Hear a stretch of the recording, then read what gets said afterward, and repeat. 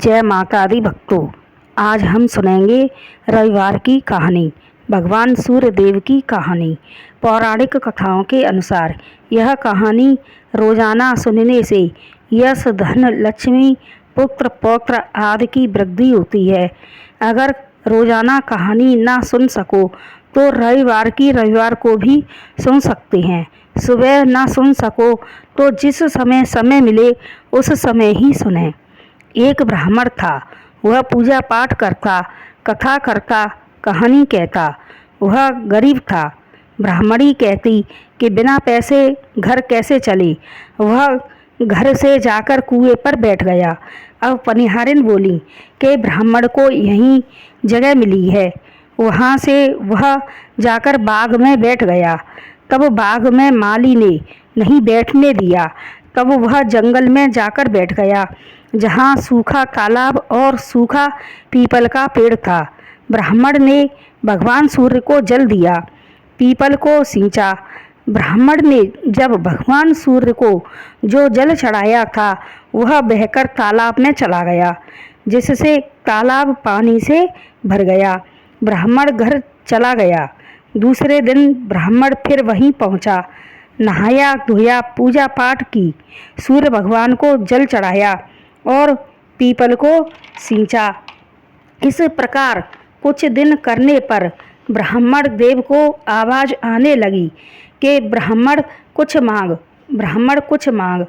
ब्राह्मण ने चारों तरफ देखा पर कोई नहीं दिखा। ब्राह्मण दिन प्रतिदिन सूखता जावे।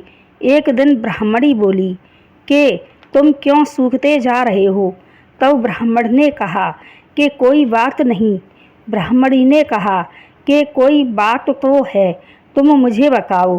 तब ब्राह्मण बोला कि घर में तुम नहीं बैठने देती हो, कुएं पर पनिहारिन और बाग में माली नहीं बैठने देता है।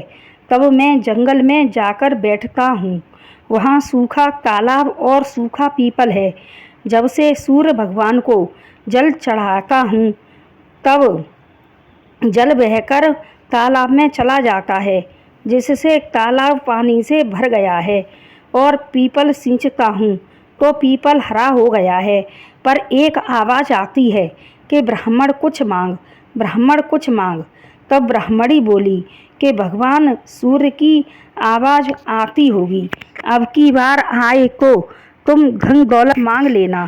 अब ब्राह्मण फिर उसी जगह गया, नहाया धोया, पूजा पाठ करी, जल चढ़ाया।